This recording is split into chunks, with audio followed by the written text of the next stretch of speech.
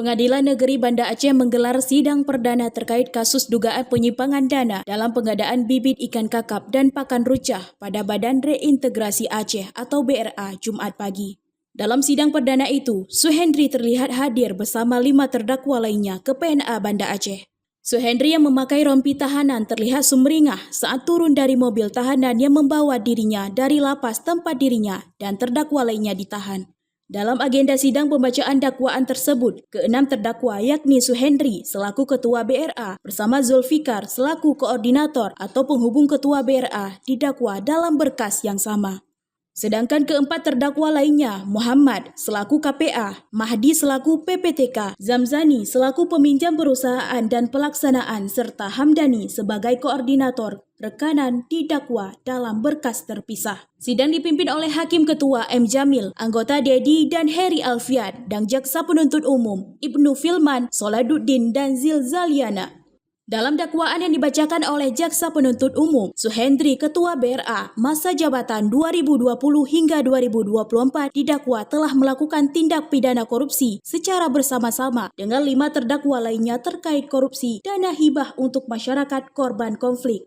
Jaksa Penuntut Umum juga menyebutkan jika 9 kelompok penerima manfaat mengaku tidak pernah mengajukan maupun menandatangani pengajuan hibah untuk budidaya ikan kakap dan pakan rucah. Dalam sidang itu, Suhendri juga didampingi oleh kuasa hukum dan keluarganya. Usai mendengarkan pembacaan dakwaan, kuasa hukum Suhendri, Kamaruddin, mengajukan eksepsi atau sanggahan yang diagendakan pada Jumat 15 November 2024 pekan depan.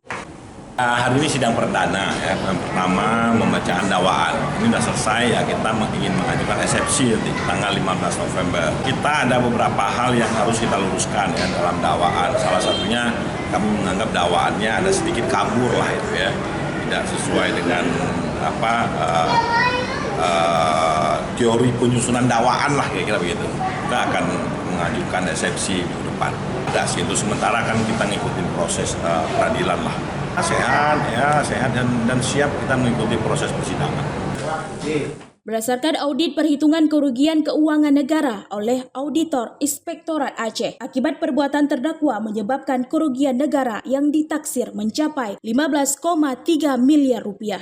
Ke-6 terdakwa dianggap telah melanggar Pasal 2 dan 3 Junto Pasal 18 Ayat 1 huruf A dan B Ayat 2 Ayat 3 Undang-Undang Nomor 31 Tahun 1999 tentang Pemberantasan Tindak Pidana Korupsi, Junto Pasal 55 Ayat 1 ke 1 KUH Pidana.